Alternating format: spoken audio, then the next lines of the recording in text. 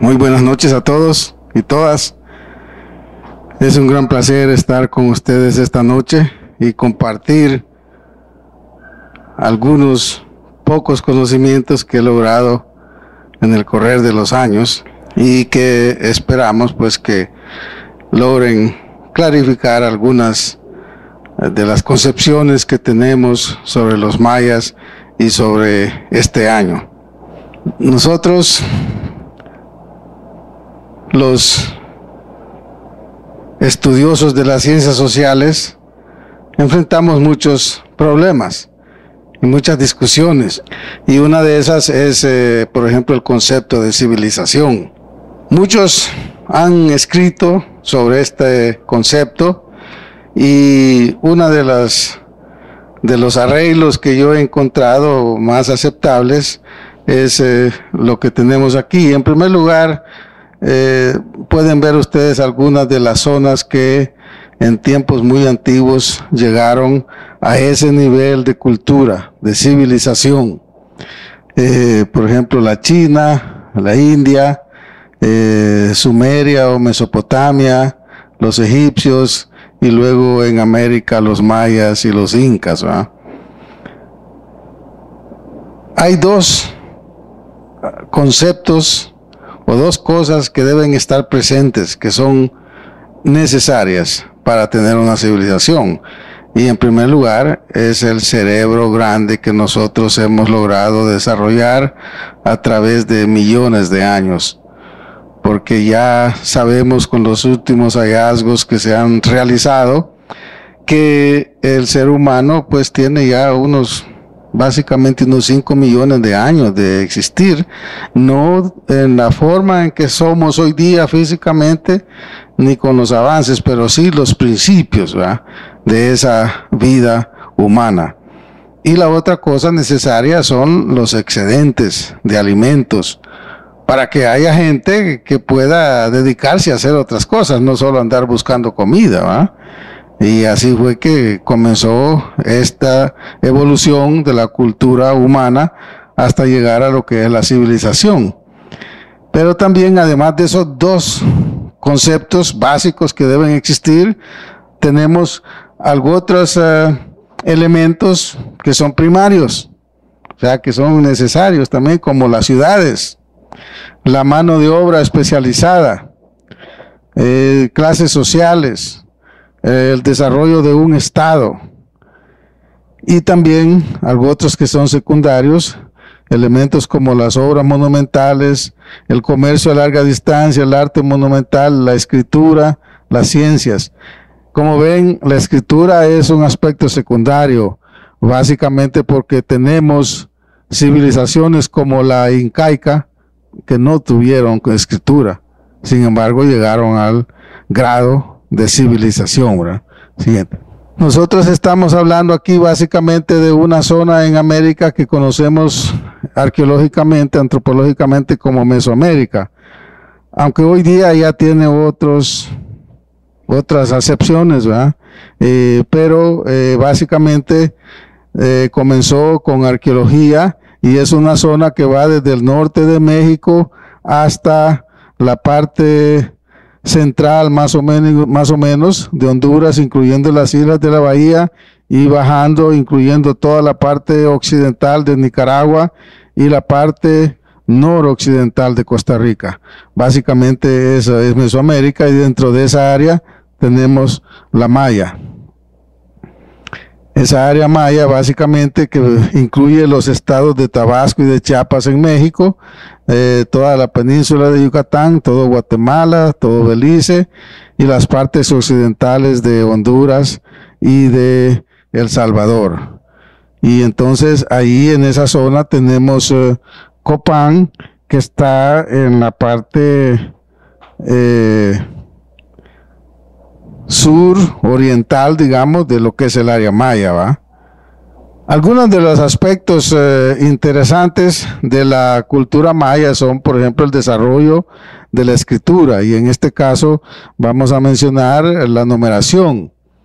La numeración básicamente consistía en puntos o pelotitas que representan 1.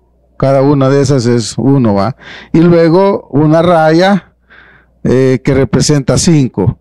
Y lo más que puede haber son 4 chibolitas o pelotitas y 3 rayas o barras, como sucede con el número 19, ¿verdad? Que tenemos 4 más 5 más 5 más 5, ¿verdad? Entonces son 19. Luego el número 20, que se compone de un 0, como la cuenta se hacía entre los mayas de abajo hacia arriba, ¿verdad? Entonces comenzaban con las unidades. Entonces para el 20 aquí tenemos unidad, nada, 0, y un puntito arriba ya estamos en el nivel de los 20, ¿verdad? Y a medida que va subiendo, tal como vemos aquí, tenemos las unidades, luego tenemos los 20, luego 20 por 20, luego 20 por 20 por 20 y así sucesivamente. Pero recuerden que vamos a ver más adelante que hay otras representaciones del 20 también.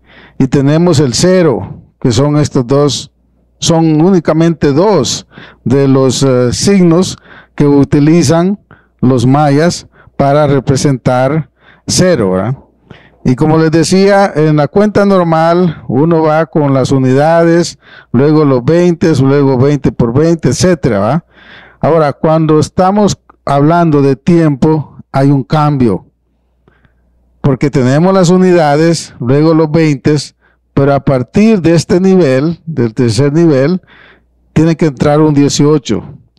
¿Por qué? Porque los mayas se dieron cuenta que 20 por 20 son 400 y se pasa mucho de lo que es un año, ¿va? De 365 días. Entonces por eso ellos cambiaron a 18 y así se aproxima, ¿va? 360.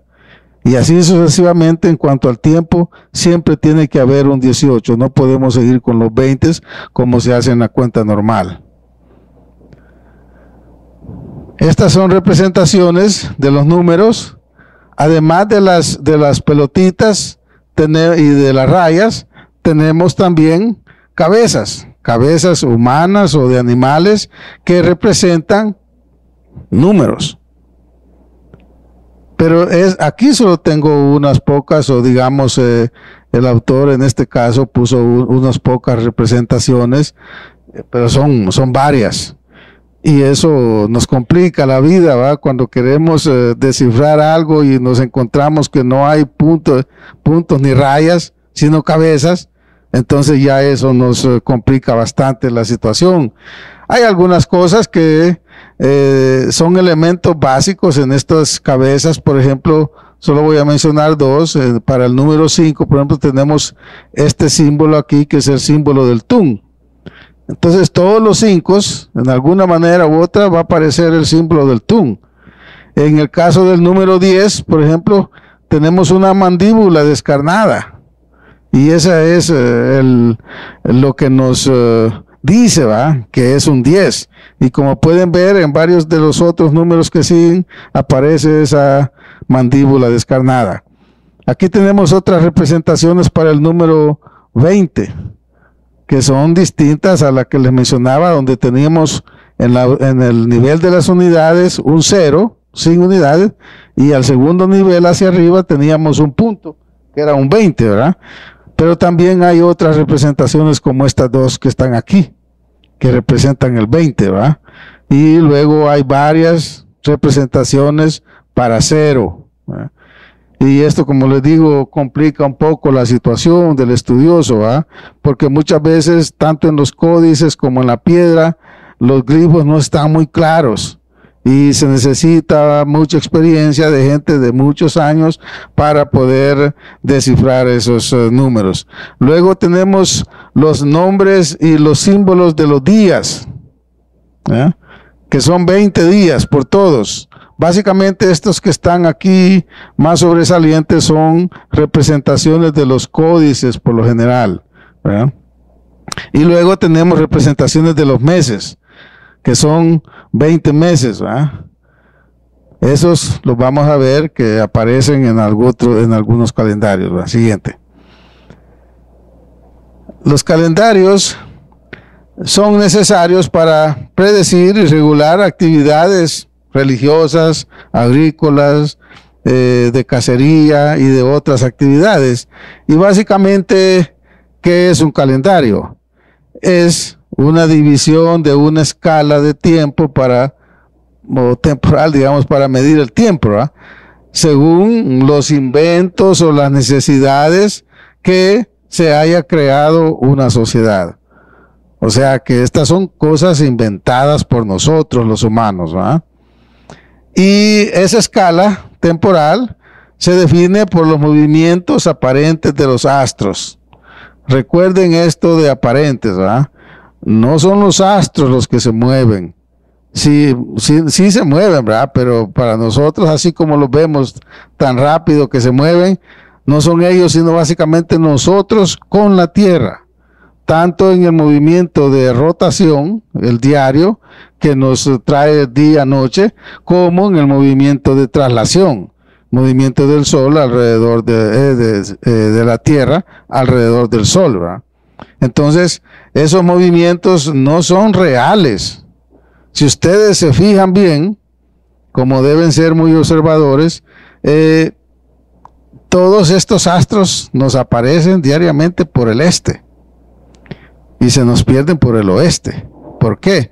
Porque la Tierra, no sé dónde está el este ahorita, porque estoy enrumbado, pero la Tierra va dando vuelta hacia el este, en esta forma, ¿va? Y nosotros con la Tierra vamos hacia allá. Entonces, a medida que vamos dando vuelta, se nos van apareciendo esos astros que están a distancias inimaginables, la mayoría, ¿va?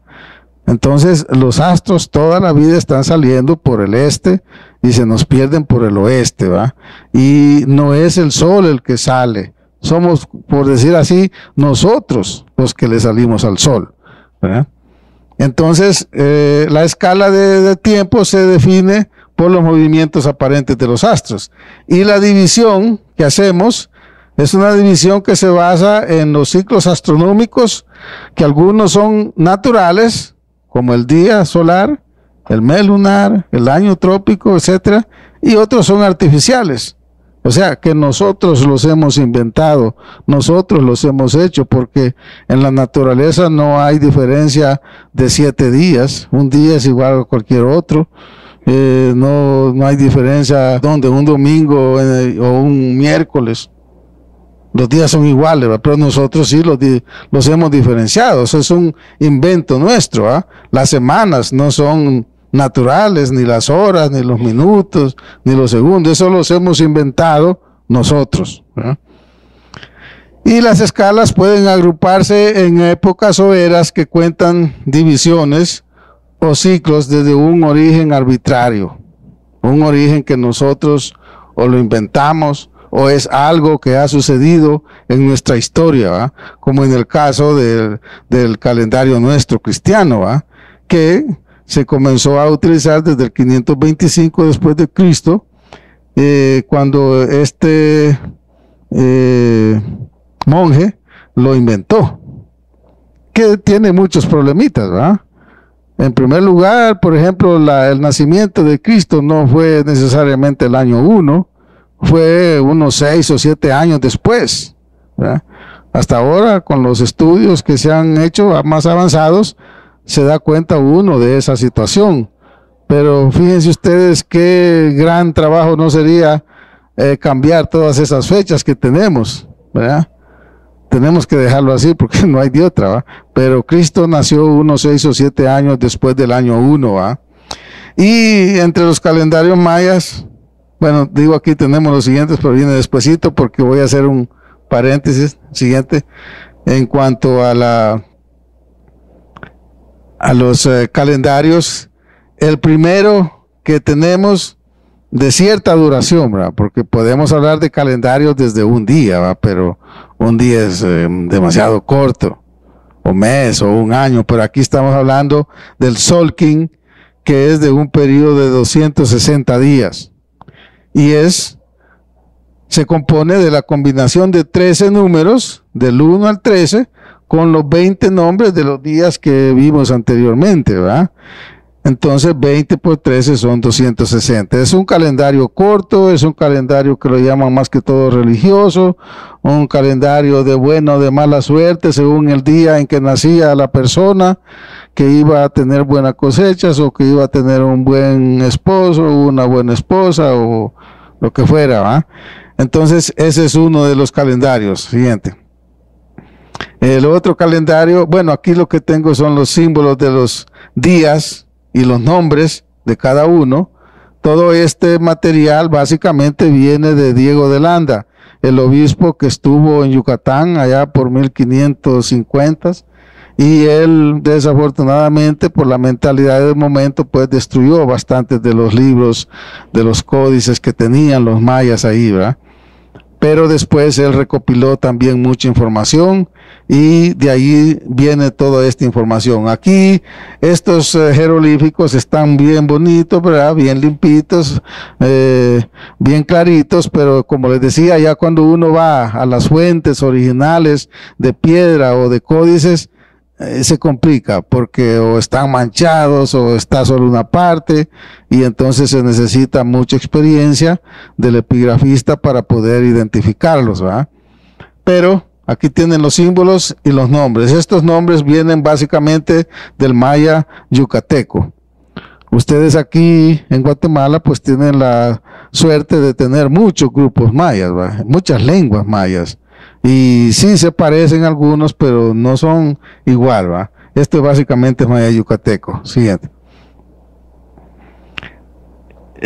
Tenemos aquí una representación, esta la hizo Silvanus Morley hace muchos años, de la combinación del número y del día del Solkin, ¿verdad? Aquí pueden ver es el 1 y es el Imish, ¿verdad? Es el primer día y es una combinación del 1 al 13 y de ahí vuelve al 1, pero sigue con la combinación de los 20 días, ¿verdad? Hasta que termine esos 20 días y comience otra vez con el primero, que era el Imish. Y así, con esa combinación de los 13 números con los 20 días, llegamos a los 260 días, ¿verdad? Siguiente. Otro calendario es el Tun, que es un año de 360 días y es la secuencia de 18 meses de 20 días cada mes. Entonces tenemos 18 por 20 y es el año de 360 días que se llama Tun. Siguiente. Y aquí tenemos una representación de los meses y de los nombres. De nuevo son nombres del maya yucateco, ¿verdad? Y tenemos 15, 3, 18. 18 combinado con 20 números, que generalmente son una combinación no del 1 al 20, sino por lo general del 0 al 19. Siguiente. El tercero es el Haab, que es el año solar de 365 días. Básicamente es el Tun, digamos, de 18 meses, con los meses de 20 días y un periodo adicional de 5 días para hacer los 365. Y ese es el año trópico A. Y aquí tenemos los símbolos de nuevo, son básicamente los mismos del Tun, pero con un mes adicional, que alguna gente tal vez no lo puede ver por acá, pero tenemos un mes adicional al final, no digamos mes, sino sería como una semana, digamos, ¿verdad? De 5 días. Y así logramos, o se logran, los 365 días. Como les decía, 0 al 19 o sea, los números del 0 al 19 con los nombres de los meses y uno adicional corto que generalmente se representa con los números del 0 al 4 y hace los 5, ¿ah? Siguiente. Otro de los calendarios es la rueda calendárica, que es la combinación del Solkin con el Haab. El Solkin, que es un número y un día que se combina con el número y el mes del Haab, ¿verdad? Un número, por ejemplo en este caso, el 4, y un día, o nombre de día, que aquí es el Ahau, y luego el número, en este caso 8, y el mes del Hab, que sería Kumku, ¿verdad? 4 Ahau, 8 Kumku. Hay varias maneras de describir estos nombres, ¿verdad? Aquí estoy utilizando algo que se ha utilizado comúnmente, ¿verdad? Pero ya en los últimos años hay muchos investigadores que están utilizando otras lenguas mayas o unas aproximaciones más apegadas a la realidad, ¿verdad? Y la rueda, recuerden que es una invención de los epigrafistas, de los estudiosos, ¿verdad? No es que los mayas utilizaban estas ruedas una que ya vimos y otras que vienen, sino que son inventos de los especialistas para que nosotros podamos entender mejor estas cuentas, ¿verdad? Esta es otra de las ruedas donde se combinan los números y los días, donde los nombres o los símbolos de los días del Tzolk'in con los números y los nombres o símbolos de los meses del Hab. Para que esta combinación 4 Ahau, 8 Kumku vuelva a suceder, tienen que pasar 52 años. Y ese es lo que se llama rueda calendárica, un periodo de 52 años, ¿verdad? Siguiente.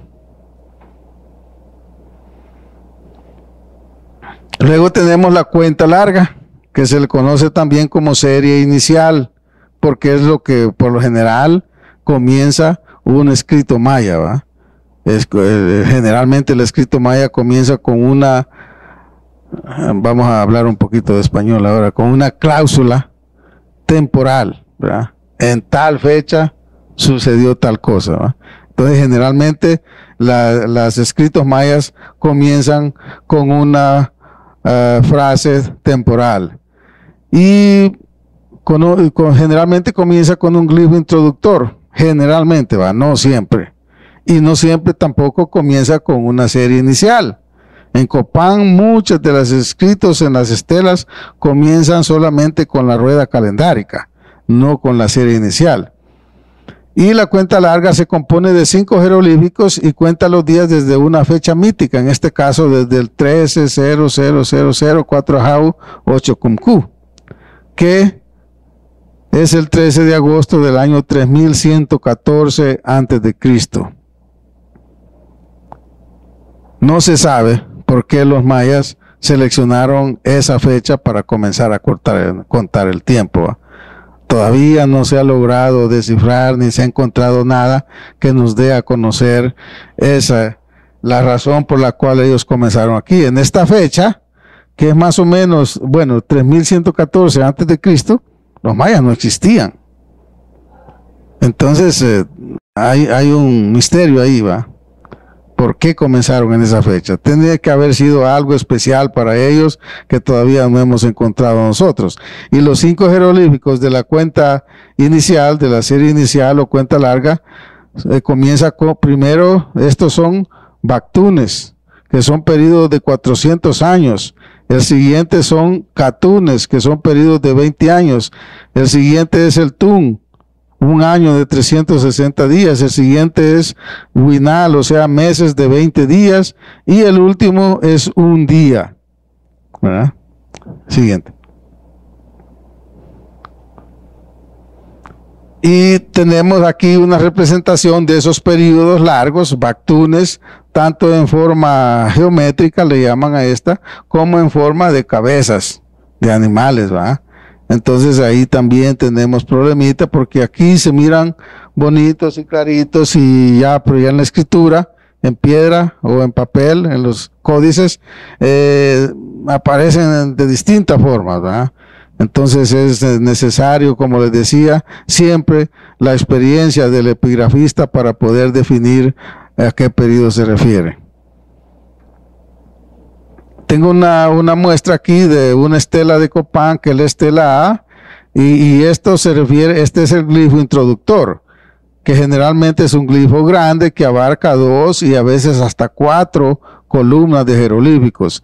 Aquí se han dividido en A, columna A, todo esto, y columna B, toda esta, y se les asigna un número para poder hacer referencia fácil a cualquiera de estos jeroglíficos. Y la serie inicial es todo esto que está aquí en rojo, y la rueda calendárica comienza aquí con este 12 Ahau y termina hasta acá con el 18 Cumcu. A veces van seguidas y a veces van divididas por algo otros jeroglíficos, que en este caso son básicamente jeroglíficos sobre la luna, donde dan una información del estado actual de la luna en esa fecha. Y aquí solo voy a hablar un poquito de este último jeroglífico aquí de la luna, que ven ustedes aquí hay este jeroglífico representa 20 y este aquí tenemos 9. Entonces quiere decir que era un mes lunar de 29 días. Como no tenían fracciones, pero sabían que la luna tenía una duración básicamente de 29.5 días, un poquito más, ¿va? Entonces ellos a veces hacían un mes de 29 y otro de 30, y así compensaban la realidad, ¿va? De 29 días y medio de la luna. Luego tenemos la era, que es un año, es un calendario más o menos, ¿verdad?, de 5.200 años, y se forma con 13 bactunes, o sea, 13 pedidos de 400 años, y por 13, que son 5.200, pero se redondea en 5.126 por varias situaciones. Recuerden, por ejemplo, que el año no es exactamente de 365 días. El año tiene casi 365 días y medio, quiero decir, y un cuarto, ¿verdad? Pero no es un cuarto exacto, porque la fracción es .2422. Le falta todavía para llegar a un cuarto, a que tendría que ser .25. Entonces eso complica un poco el conteo del tiempo, y por eso se redondea entonces a 5.126. Al terminar el Bactún 13, los mayas no seguían con 14. Hay algunas representaciones de Bactún 14, me parece que por lo menos en Palenque, pero lo común era terminar con el 13 y comenzar otra vez con 1. Así se inicia una nueva era, ¿va? Al terminar el Bactún 13 se inicia una nueva era, como la que comenzará el próximo 21 de diciembre. Y ese día será 13.0000 4 Ahau 3 Canquín. Siguiente. Algunas representaciones generales del área maya son, por ejemplo, esta lápida de Palenque, que hay alguna gente que dice que es una representación de un astronauta, ¿va? Recuerden que una de las personas que comenzó con esta idea fue un holandés, parece que era, danés, que entiendo yo que por alguna razón él estuvo en la cárcel no sé cuánto tiempo y ahí aprovechó para leer. Inteligente el señor, hay buen escritor, ha escrito muchos libros que se han traducido a muchas lenguas y se han hecho muchas películas sobre esos libros, y él ha difundido esa idea, pues, y nosotros por lo general somos dados a esas cosas, ¿va? Creer más en extraterrestres que en nosotros mismos. O sea, nos degradamos nosotros mismos, ¿va? Al decir o al creer que los mayas no hicieron estas cosas, que tuvo que venir alguien de fuera, ¿va? Yo, por lo menos yo no creo en eso, no he encontrado evidencia. Ningún arqueólogo creo que ha encontrado evidencia todavía. Entonces, por ejemplo, Linda Shilly decía que esta lápida representa la caída o la bajada del gobernante maya al inframundo. Y una de las cosas que ella decía es que nos fijemos, por ejemplo, en este adorno que tiene este señor aquí, ¿va? El gobernante. Esto era supuestamente de jade, algo pesado, pero que como él va hacia abajo, la punta de este adorno va hacia arriba. A medida que él baja, esto va hacia arriba, sí. Entonces, es una de las maneras que ella explicaba, y quizá algo otros más, ¿va? Y hoy día creo que muchos aceptamos esa explicación, pero no es un astronauta, ¿va? sino que la mentalidad maya era que al morir, especialmente los reyes, bajaban al inframundo a pelear allá con algunos dioses, algunos animales feos, y luego subían al cielo y se convertían en estrellas. Siempre recuerdo yo el Lion King, ¿verdad? Cuando pone al leoncito, lo pone para señalar, ¿ve? Lo pone para señalar para que lo mire toda la gente, y en otro momento cuando el papá le dice al leoncito chiquito, le dice: ven, mirás esas estrellas allá arriba, esos son nuestros antepasados. En este caso era correcto, digamos, en la forma que nosotros interpretamos la mentalidad maya. ¿Va? Siguiente. Otra de las ilustraciones que quería mostrarles es, esto ya es en el área de Yucatán. Pueden ver ustedes todo lo bonito que eran los adornos que ellos hacían en piedra, y aquí se representa una casita, ¿va? Y tenemos aquí una foto de unas casas en Copán, que son del mismo. Aquí está hecho esto con algunos trabajitos ahí que demuestran paja, ¿verdad? Entonces esto viene desde aquel momento, ¿va? Aquí tienen la puerta principal, ¿verdad?, para la casa. El siguiente. Aquí son unos mapas de Copán, unos estudios que se han hecho. Aquí está la línea divisoria entre Honduras y Guatemala, y tenemos que hay, digamos, de Copán a Quiriguá, hay más o menos unos 50 kilómetros en línea recta, ¿va?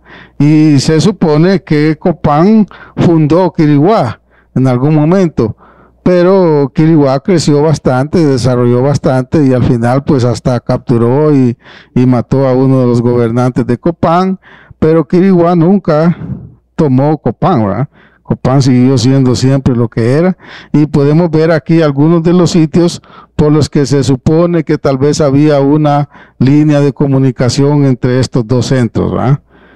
Hay estudios recientes que han hecho algunos investigadores en la zona del Paraíso, donde han encontrado muchos sitios que son bastante antiguos. No son de piedra, son de tierra, de adobe.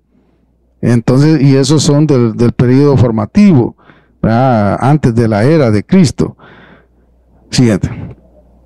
También tenemos esta ilustración donde se demuestra que de este a oeste, ¿va?, está el río Copán hasta que entra a Guatemala, pero también vemos que hay una disminución de la lluvia.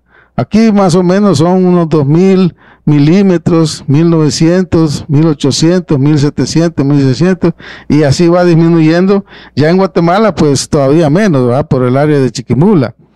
Y aquí tenemos Copán en esta parte, ¿va? Entonces se supone que aún en aquel tiempo había un buen clima y un buen drenaje para la agricultura en esta zona, ¿va? Siguiente. Esta es otra muestra, digamos, de la zona de Copán. Aquí está el parque, la zona principal, y vemos cómo han hecho los estudios donde hay unas zonas que son inundables, estas partes oscuras, y luego que comienzan ya con la primera terraza, la segunda terraza y luego las montañas. Y en todo esto, especialmente en estas partes, se han encontrado mucha ocupación humana, porque mucha gente cree que Copán es esto aquí nada más, pero no, hay ocupación para acá, hay ocupación para acá, y en esos cerros también. Siguiente. Esta es una vista general de una parte de Copán viendo más o menos al noroeste, ¿va? Más o menos así. Esta es la plaza, la gran plaza que se llamaba, nosotros le hemos bautizado con el Patio del Sol, y aquí tenemos algunas estelas como la estela, creo que esta es la A, la 4, la B debe estar por ahí, la estela C, la estela H, la F y la D, ¿verdad? Esa es parte de esa plaza, que es donde nosotros hemos hecho estudios. Siguiente. Esta es una fotografía de la escalinata jeroglífica en Copán cuando estaba descubierta. Ahora generalmente pasa cubierta con una carpa para protegerla del sol y la lluvia, para que no se sigan deteriorando tan rápido los jeroglíficos. Aquí supuestamente habían unos 1200 jeroglíficos que se suponía que era la escritura más amplia que había en el área maya. Hoy día realmente no sé cuántos hay, porque ha habido mucha destrucción, quizá humana también, porque en años hasta, por ejemplo, 1977 por ahí, los visitantes podían subir y bajar esta escalinata. Creo que sucede algo similar en Tikal. En un tiempo podían subir y bajar muchas de las estructuras, hoy día ya no. Aquí al final había una piedra que uno de los investigadores, Stronsvik, encontró que tenía unos jeroglíficos en la parte de atrás. Entonces él le abrió unos huecos en los extremos y le puso unos tubos para que en el futuro cualquier investigador pudiera darle vuelta y poder ver que eran los jeroglíficos que estaban ahí. Pero la gente hizo la historia que eso, los mayas lo habían hecho así para sacrificar a las doncellas, ¿no? Son historias que forman los guías y otras gentes para hacer atractivo la cosa, ¿va? Pero no, la realidad es que eso lo hicieron los investigadores, como les digo, para el futuro. Y los túneles que se han hecho en Copán, había unos que se hicieron desde este tiempo, en los 30s, y la gente los considera como que fueron los mayas que hicieron eso. Pero no, fueron los investigadores, ¿va? Eso quedó sólido, pues porque los mayas iban tapando y construyendo, y así se formó todo esto. Todo esto es trabajo de los mayas. Iban recogiendo piedra y tierra y echándola ahí, y así se fue haciendo lo que nosotros conocemos como la Acrópolis en Copán. Siguiente. Esta es la estructura Rosalila, que está dentro del museo que está en el sitio de Copán, es una estructura especial en el sentido de que los mayas por lo general semidestruían las construcciones del gobernante anterior, y sobre esa lo tapaban, y sobre esa construían ellos su propio edificio, su propio palacio. Y como les decía, así se fue haciendo esa Acrópolis, ¿va? Y este edificio se encontró intacto. No lo destruyeron, simplemente lo rellenaron, y los colores se basan en colores reales que estaban ahí en la piedra, en la estructura, ¿verdad? Y es este edificio famoso de Rosalila, que tiene muchas representaciones del sol, y es un edificio que representa básicamente iconografía del sol. Siguiente. Este es el famoso altar Q, que por mucho tiempo los mayistas decían que era la reunión de varios astrónomos de la zona maya para hacer alguna corrección en el calendario, ¿va? Pero con el avance en el estudio de los jeroglíficos se dieron cuenta que esta era una secuencia de los gobernantes de Copán. Es un cuadrado, y en cada lado tiene 4 personajes, y son los 16 gobernantes de los que tenemos mucha información hoy día, de los que se conoce ya bastante. Este es el primero, que se conoce como Yaxcucmo, y le está dando el bastón de mando al último, que fue quien mandó a hacer este altar, que es Yaxpasá, que fue el 16, el gobernante número 16, ¿va? Siguiente. Esta es una ilustración nada más de lo que se ha encontrado por medio de los túneles, porque inicialmente, cuando se propuso el proyecto Copán en 1975, el doctor Gordon Willey de la Universidad de Harvard proponía, bueno, y no solo él, porque yo la acompañé a Quiriguá, nos llevamos a Bill Coe y a Bob Scherer, estuvieron allá para hacer la propuesta, y ellos lo que proponían inicialmente era que se hiciera una excavación comenzando bien ancho arriba de la Acrópolis, ¿verdad? y a medida que se fuera bajando, ir haciendo más angosta, más angosta, más angosta, y eso lo que iba a hacer era destruir todo lo que iba encontrándose en el camino, ¿ah?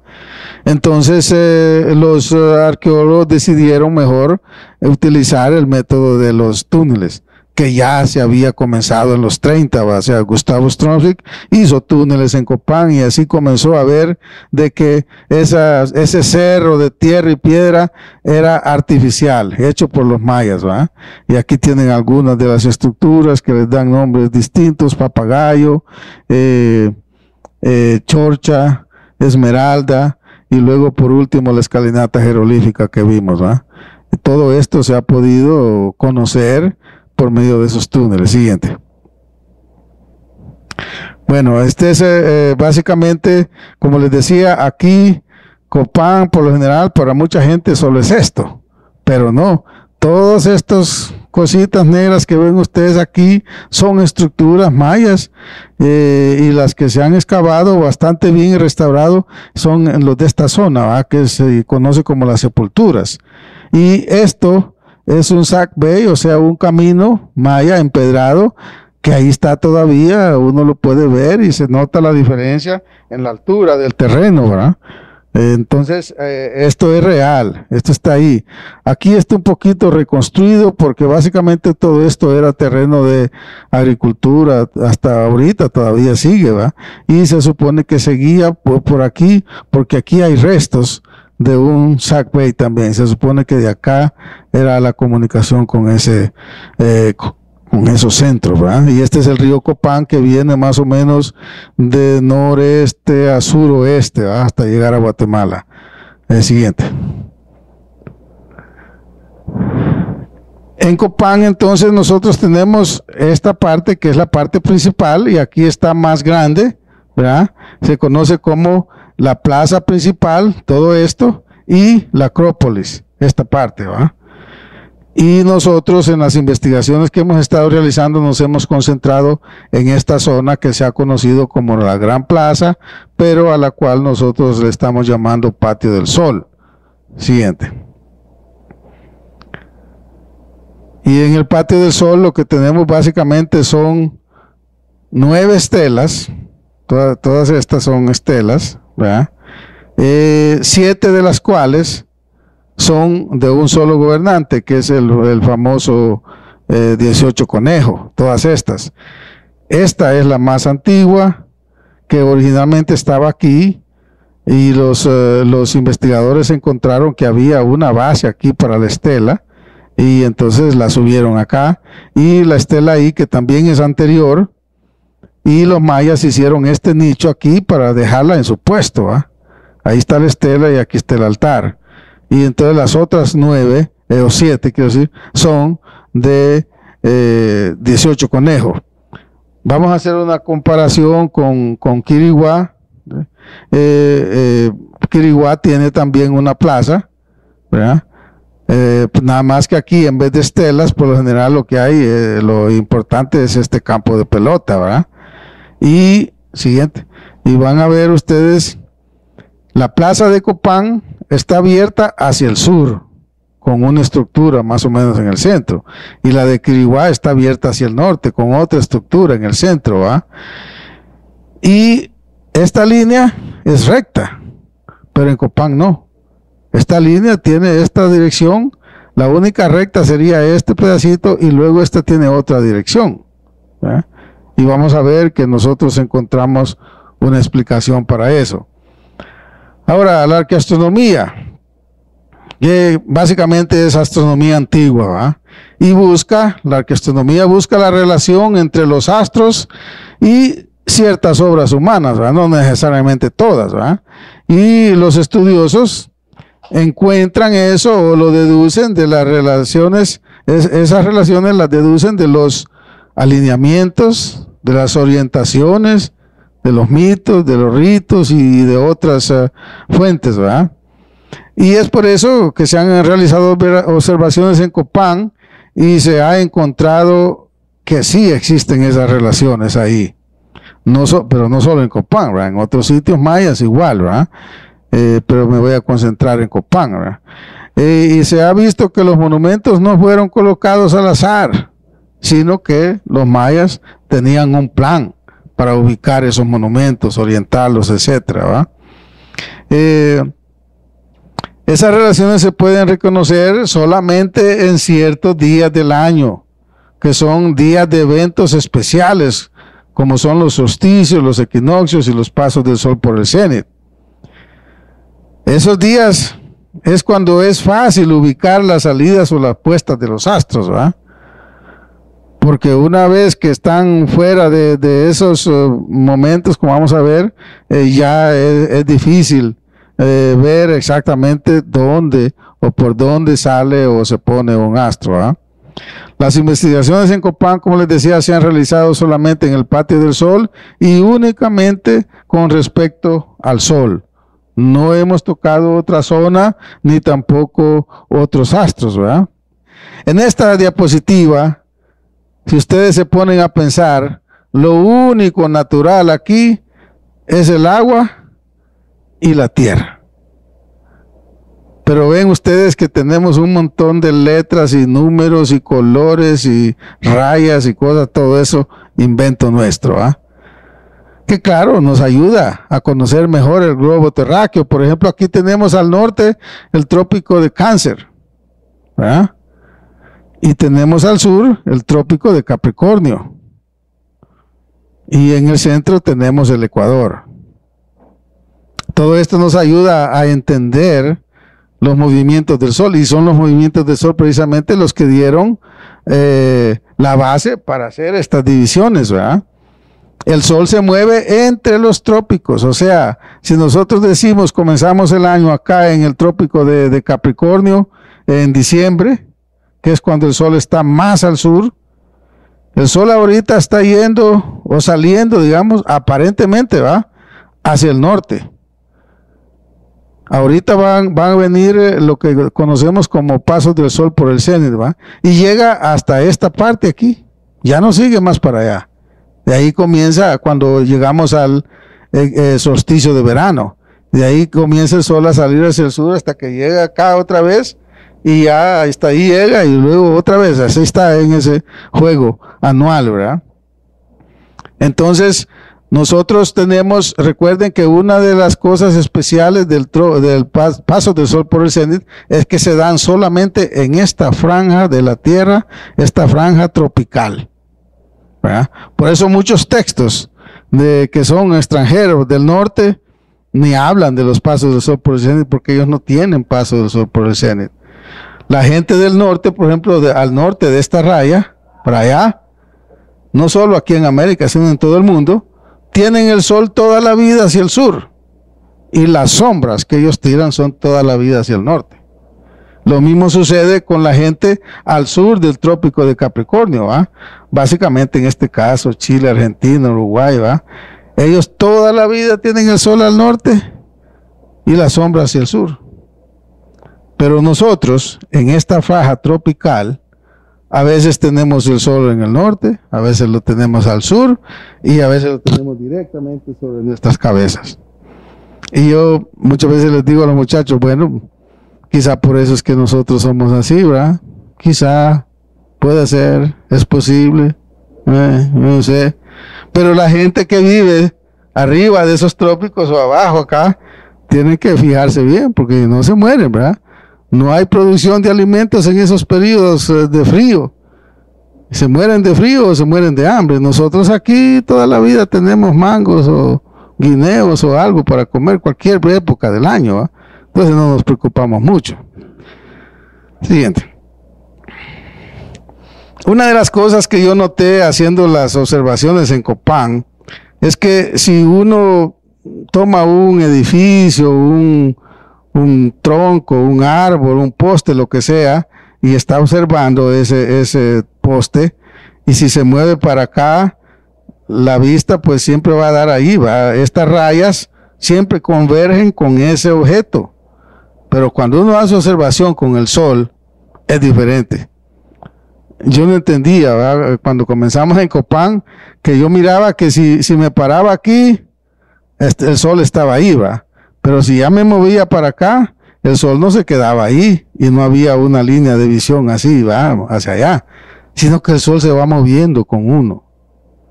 Entre más se mueve para allá, ahí está el sol. Me muevo para acá, allá está el sol, y así. O para cualquier lado que se mueva, el sol como que se va con uno. Y entiendo yo, algunas de las razones es por el tamaño del sol y por la distancia a que está, que se va como moviendo con uno, ¿va? Entonces es una diferencia que encontré en esas observaciones, ¿va? Los eventos solares, como les decía, son los solsticios. Solsticio viene del latín que es sol, ¿va? Y esto, stat, el sol se detiene. O sea que el sol, como les dije, llega hasta los trópicos. Y ya del trópico de Cáncer para el norte ya no sigue, ni del trópico de Capricornio para el sur. Hasta ahí llega, aparentemente, ¿verdad? Como les decía. Y luego comienza. Y eso es para la Tierra, para nosotros, para el hemisferio norte, del Ecuador por arriba, y el hemisferio sur, del Ecuador por abajo, hay diferencias en el sentido de que mientras en el norte es invierno, frío, como acaba de pasar ahorita, en el sur es verano. Y lo mismo va a suceder cuando esté acá en junio. En el norte va a ser verano y en el sur va a ser invierno. Miren, porque por la inclinación de la Tierra, ¿va? La Tierra va dando vueltas así, entonces llega un momento que el sol da directamente más para el hemisferio norte y menos en el hemisferio sur. Entonces aquí es calor y acá es frío. Y cuando da la vuelta para acá así, es al revés. Acá hay frío y aquí hay calor, porque está dando más sol en esa zona, ¿va? Debido a esa inclinación es que existen esas diferencias, ¿va? Y aquí le pusimos, le agregamos, como les decía, a esta ilustración, los pasos del sol por el cenit, que son en Copán más o menos el 30 de abril, el primer paso del sol por el cenit, y el segundo en agosto. Porque como es un mapa que lo hicieron en el norte, como les decía, ellos no toman en cuenta esto, ¿va? Pero para nosotros sí. Y fue muy importante para las culturas pasadas, ¿va? Siguiente. Es importante para poder hacer esas relaciones de astros con las construcciones humanas, no solo mayas, en muchas otras culturas se ha encontrado ese fenómeno, tener por lo menos algo intermedio entre el punto de observación que hacemos con el astro. Porque de lo contrario, entonces uno podría ver el sol en cualquier lado, si solo tiene un referente. Es necesario tener por lo menos uno más, porque así usted ya sabe dónde tiene que pararse. Si no se para donde tiene que estar, no va a haber ese alineamiento. Entonces, los mayas tuvieron que haber hecho algo similar para poder tener esos alineamientos que vamos a ver despuesito, ¿va? Siguiente. Bueno, esta no es una ilustración tan buena, pero en la arqueastronomía es necesario tomar en cuenta mucho el horizonte. El horizonte es el punto donde se une el cielo con la tierra, ¿va? Y hoy día no solo tenemos cerros y árboles y cosas, sino casas y torres y un montón de cosas, ¿va? De tomar en cuenta. Y es necesario hacer estos dibujos del horizonte hacia donde uno... ¿Qué horizonte tendría que ser? Bueno, no les voy a seguir con esas preguntas, pero tiene que ser o el horizonte este o el horizonte oeste, que es por donde sale o se pone el sol y todos los otros astros, ¿verdad? Entonces hay que hacer un mapa lo más detallado que se pueda de esos puntos donde se une el cielo con la tierra, para en algún momento dado que va a hacer observación pueda poner o dibujar un sol o lo que sea por donde salió ese día. Pero es necesario que lo haga desde el mismo punto, porque el momento en que usted se mueve, cambia ese punto, ya cambia el horizonte también, y cambia el punto donde sale el astro, ¿verdad? Una de las primeras observaciones en Copán, arqueoastronómicas, la hizo Morley allá por 1915 más o menos.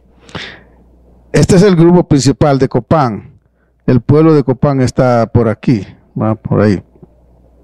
Él vio que esta estela 12, que está, no sé, unos 3 kilómetros del grupo principal al este, estaba alineada con la estela 10 al oeste, a unos más o menos unos 4 kilómetros, el 12 de abril. Bueno, desafortunadamente el 12 de abril no es una fecha de ningún evento solar. Entonces él lo que explicó es que básicamente esto lo habían hecho los mayas para avisarle a su gente cuando tenían que comenzar la preparación de los terrenos, porque luego vendrían las lluvias, ¿verdad? También más recientemente Aveni lo toma como una posible línea que sirvió de base para la construcción de los edificios en la ciudad, ¿verdad? Sí, algunos están, digamos, perpendiculares, la orientación de los edificios están perpendiculares a esta línea, pero no todas.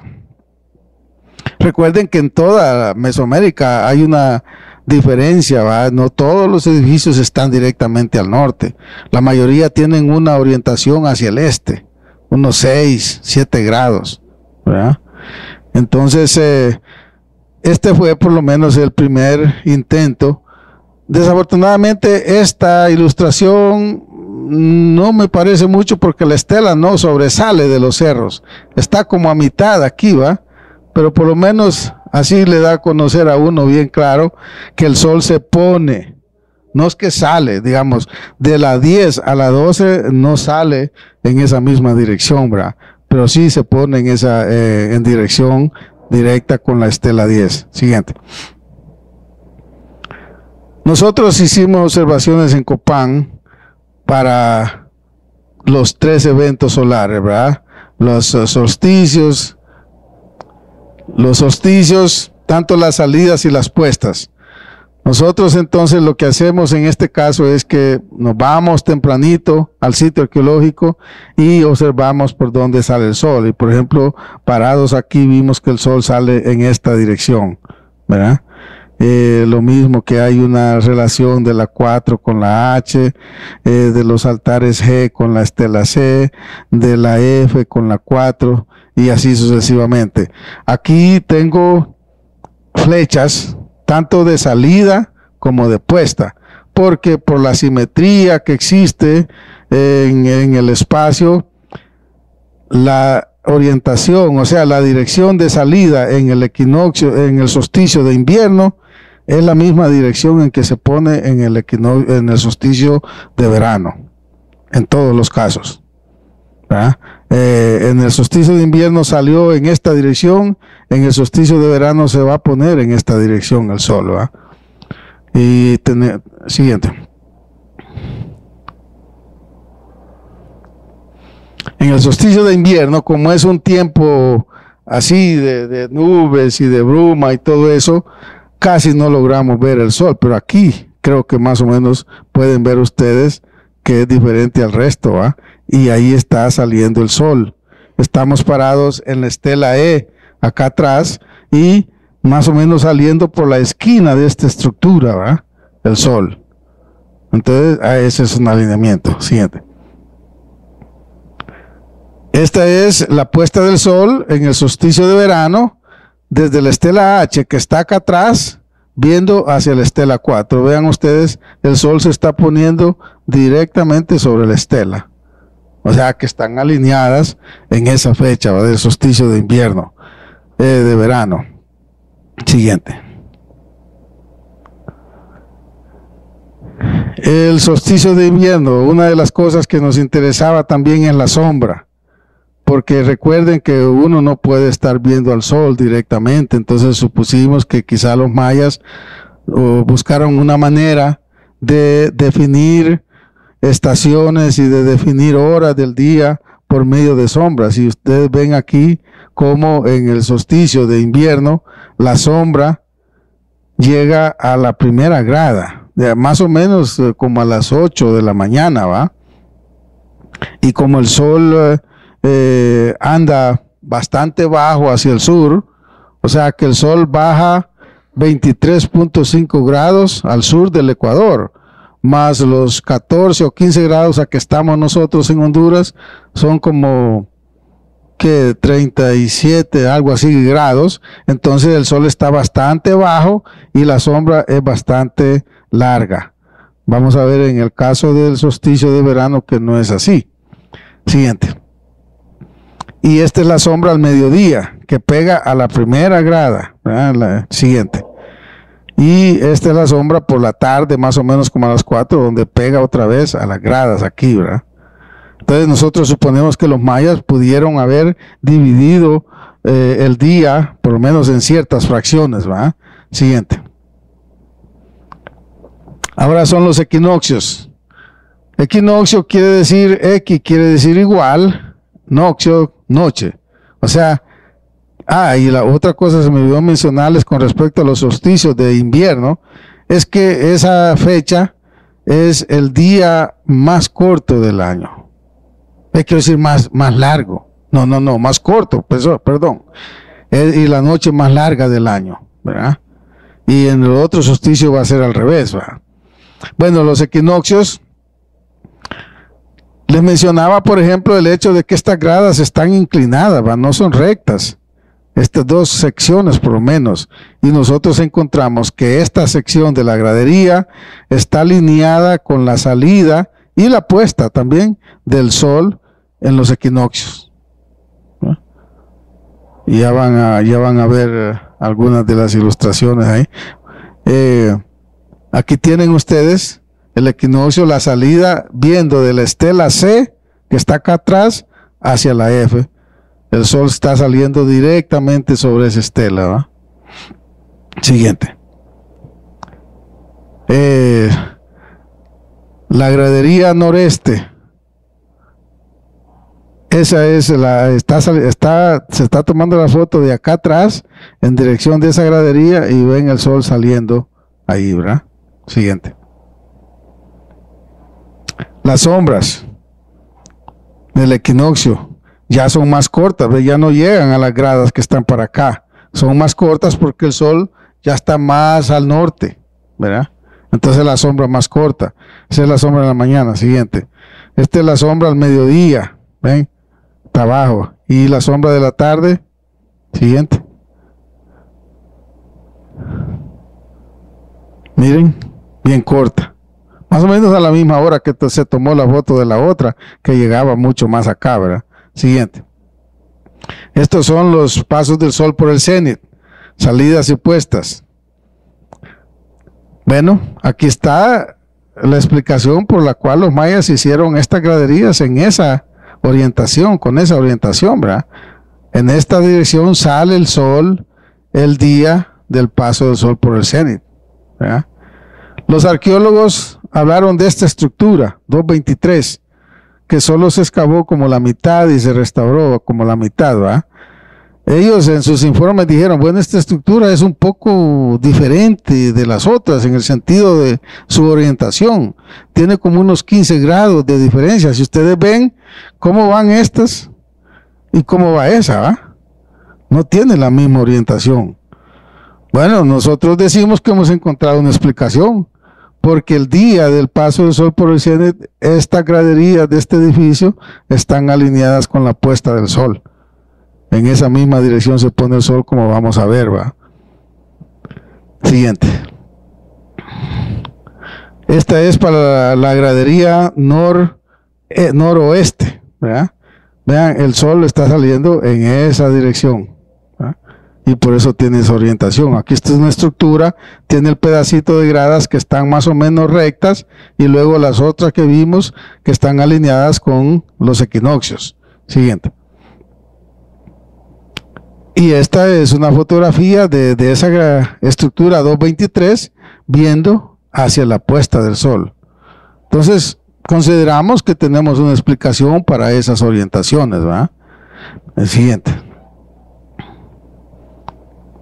Y esta es una, en la puesta del sol, del paso del sol por el cenit, desde la estela I, que está acá atrás, empotrada en las graderías, y ven, es la estela E, y el sol se está poniendo directamente sobre esa estela. Para nosotros es ingrato pues tener todas estas árboles y hojas. Lo que tenía que hacer yo era venirme unos 4 días antes a Copán, buscar a alguna gente para que con machete y escaleras y lazos poder subir ahí y cortar algunas hojas y ramas para poder ver el sol, tanto en la salida y en la puesta. Hicimos una propuesta al Instituto de Antropología para que nos permitiera hacer un poquito más amplio eso, ¿va? Y tal vez quitar alguno que otro árbol que esté en el mero camino, ¿va? Pero no se pudo, o sea, no nos han contestado. Un grupo de gente que está trabajando en lo del 2012 ahí en Copán Ruinas hizo la petición, pero no contestó Antropología. Creo que uno de los problemas que hubo fue que en ese momento querían mandar una muestra de material de Copán para Pensilvania y el pueblo se opuso y estaban ahí peleando y entonces nunca se pudo hacer eso. Tal vez se haga, no sé, porque eso sería para dejarlo para la posteridad, ¿va? Siempre mantener limpio para que la gente pueda entrar al parque tempranito y tardecito para poder ver esas salidas y puestas, ¿va? Siguiente. Y esta es el paso del sol por el cenit, viendo de los altares G. Este es uno de ellos, son 3. Uno está aquí, el otro está por acá, el otro está acá, y creemos que el punto entre esos altares debió haber sido un punto muy importante para los mayas, porque tiene relación con varias de estas estelas, y especialmente en este caso con la estela B. Desde ese punto, vean, el sol se está poniendo directamente sobre esta estela. Que esta estela fue una de las que muchos decían que era una representación del elefante, porque estas cosas aquí se miraban como mocos de elefante, ¿va? Pero hoy día se sabe que son ilustraciones del pico de una guara, aunque no al estilo natural, ¿va? Pero sí representan guaras. Siguiente. Y una fotografía del día del paso del sol por el cenit, donde no hay sombra, porque el sol está directamente sobre nuestras cabezas. Y una característica muy importante de esto es, como les decía, que este hecho se da solamente en la zona trópica. Fuera de ella no hay otro lugar que tengan ese evento, ¿ah? En Honduras en los últimos años, a partir, creo yo, de las investigaciones que estábamos haciendo nosotros y lo que les mencionábamos a la gente, que en abril especialmente hacen mucha bulla, que no hay que salir, que hay que ponerse algo en el cuerpo, que hay que taparse bien porque se van a quemar, se van a pelar. Esto ha estado sucediendo siempre, ¿va? Y no es nada especial. En agosto vuelve a suceder, pero ya no se nota mucho porque en agosto hay más nubes, ¿verdad? Y pueden ver, aquí no hay sombra, pero sí se puede ver la sombra acá, ¿verdad? De ese techo. Esos techos, yo no sé si ustedes han estado cambiando ya a otro material. Yo vi el material que era de paja, que tenían en algunos monumentos en Tikal, por ejemplo. En Honduras, pues tratando de salvar estos monumentos, se ha estado utilizando techos, pero los de paja, pues se notó de que era problema. Siempre se colaba la humedad, muchos pajaritos y otros animales iban a anidar ahí y tiraban el excremento en la estela, y eso también afecta porque tiene productos químicos, ¿verdad? También, como pueden ver estas estacas, aquí hay unos alambres. Aquí tal vez se pueda notar apenas el alambre, ¿verdad? Para que la gente no toque, porque nosotros también tenemos productos químicos en nuestro cuerpo, y al tocarla pues ya afectamos la piedra. Y esa piedra de Copán es bastante blanda, y si no hacemos algo más rápido vamos a quedar con piedras lisas, sin nada, porque esto se sigue descascarando. Si ustedes pueden ver aquí abajo, prácticamente no hay nada, porque según los estudiosos, aquí se conjugan la humedad de la tierra y la humedad que viene de arriba. Entonces es la parte más afectada en las estelas de Copán. Y así seguramente debe ser en otros sitios, mayas también, ¿verdad? Siguiente. Bueno, aquí lo que tenemos es una ilustración sobre esas eras de 13 bactunes. Y la costumbre general de los mayas era comenzar a contar los días del mes desde 0, no de 1, como les había mencionado, ¿va? O sea, van de 0 a 19, no de 1 a 20. Eso era lo general, ¿verdad? Y por eso tenemos que 13, 0, 13 bactunes, 0 catunes, 0 tunes, 0 vinales, 0 quines. Este último 0 es en realidad el primer día del siguiente mes. Y se lo conoce como el asiento o toma de asiento del mes X, ¿verdad? La fecha completa para este día sería 130000, 4 Ahau, 8 Cumcu, y también tenían una secuencia de dioses del inframundo. Como ustedes saben, los mayas dividían el inframundo en 9 niveles. Ustedes tienen 9 dioses que van alineados con fechas, ¿verdad? El día siguiente, después de este, sería, termina ya el 13, ¿va? Comenzamos con 0. Y el segundo día, el primer día era 0 aquí, el segundo día ya es 1. Y cambia de 4 a 5, este es el Solkin, ¿verdad? Y de Ahau al siguiente día, que es Imish. Y va, el 8 cambia a 9 y sigue el mismo mes. Recuerde que en el mes es casi como lo nuestro, ¿ah? Nosotros tenemos 1 de febrero, 2 de febrero, 3 de febrero. Van cambiando los números, pero el nombre del mes sigue igual, ¿va?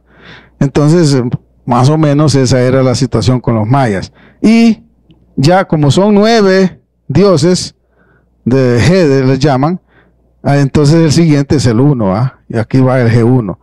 El tercer día sería ya con los ceros, 2, y ya luego el 5 cambia a 6, el Imish cambia al siguiente día, que es Ik, el 9 cambia a 10 y el mes sigue igual, ¿verdad? Y ya G2. Y así sucesivamente pueden hacer ustedes la cuenta en una noche que se queden ahí despiertos, ¿verdad? Eso es largo y tedioso, ¿va? Entonces, esta estela de Quiriguá, tenemos una referencia a esta fecha. ¿Ah? Tenemos los 13 bactunes, son 2 rayas aquí, 3 puntos acá, y aquí ya son representaciones de ceros. Como ven, es bastante difícil, ¿verdad?, definir exactamente qué es eso ahí, ¿verdad? Entonces, pero son ceros todos.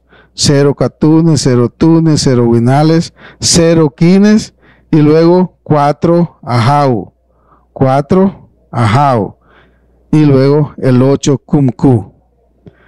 Luego aquí tenemos unos datos lunares y dice que se erigió o se colocó la piedra por estos individuos que son dioses de ellos, el remador jaguar, dice remador mantarraya. Entonces, esta es una referencia al comienzo de la era en que va a terminar este año siguiente.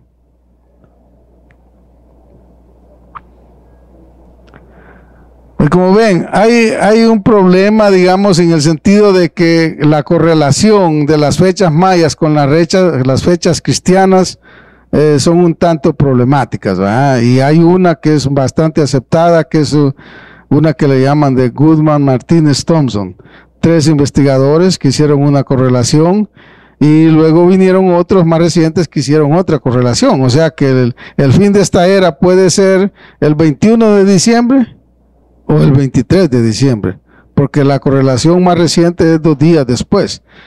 Y a veces hay confusión, ¿verdad? Porque a veces uno habla de una correlación y da una información y pone la información del otro, ¿verdad? Entonces, la presente era termina el 12 bactunes, 19 catunes, 17 tunes, 19 winales y 19 quines. Y sería el 3, número 3 del Solkin con el nombre del día que es Kawak, y 2 Kankin, el número del mes, de Haab. Y esto sería el 20 de diciembre en una correlación o el 22 de diciembre en otra, ¿verdad? Entonces, ya desde ahí tenemos problemas nosotros porque no tenemos una fecha exacta, ¿verdad? La siguiente era comienza con su día 1, ¿va? Que sería el 13-0000-4 Ajau 3 Canquín, ¿verdad? Porque después de Cahuac viene, este es el penúltimo día, y luego el último día es el Jajau, ¿va? Y Canquín pues sigue igual, pero sí cambia de 2 a 3, ¿va? Y eso sería el 21 o el 23 de diciembre, dependiendo de la correlación que usted esté utilizando o acepte, ¿va? El día 2 ya cambiaría esto a los ceros y el número 1, ¿va? El primer día. Y luego ya cambiaría de 4 Ajau, de 4 a 5, y de Ajau, que es el último día de la secuencia de días en el Tzolk'in, a Imish, que es el primer día. Y luego de 3 cambia a 4 y sigue el mismo mes, ¿verdad? El día 3 sería 2, con el 5 que cambia a 6, y el siguiente día después de Imish es Ik. Después 4 cambia a 5 y sigue con el mismo mes. Y así hasta que usted cumple aquí 19 y ya tiene una unidad siguiente que sería el mes, y ya tiene un mes, ¿verdad? Y ya después de esto seguiría 1 y 1 acá también, y 1 y 2 y así para el siguiente mes. Siguiente.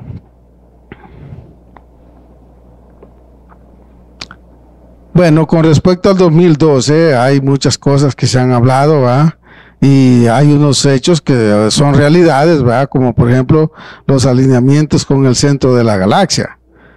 Pero eso no es un hecho específico de este año 2012. Eso sucede, creo yo, que hasta cada 2 años, ¿verdad? Entonces, alguna gente pues ha hecho bastante bulla sobre esto, pero la realidad es esta, que no es específico de este año 2012. El tránsito de Venus es otro hecho astronómico que va a suceder este año, ahí como el 5 o 6 de junio. Venus se va a poder ver como un puntito en el sol, pues. Hay que tener filtros y algo especial para poder verlo, no verlo a simple vista, porque se puede perder la vista uno, ¿va? Hay que usar algunos telescopios y filtros para poderlo ver. Y luego las manchas solares o las lenguas de fuego que tira el sol también, eso es común. No tiene nada de específico con respecto a este año, ¿va?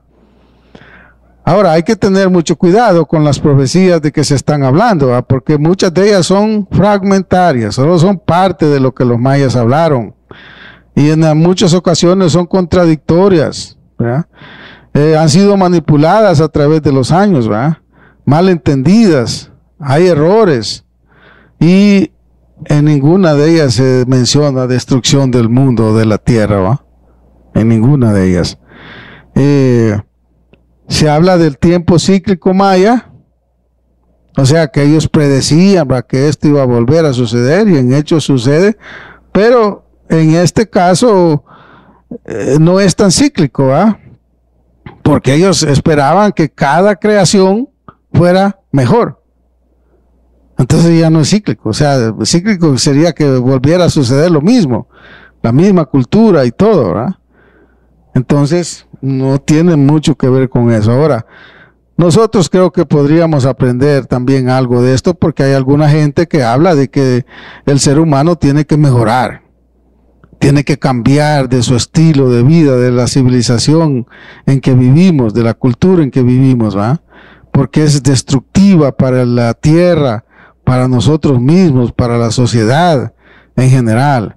Pero nosotros somos bastante duros, ¿va?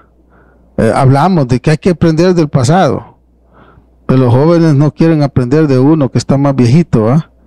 Bueno, nosotros estamos fuera de onda, ¿va?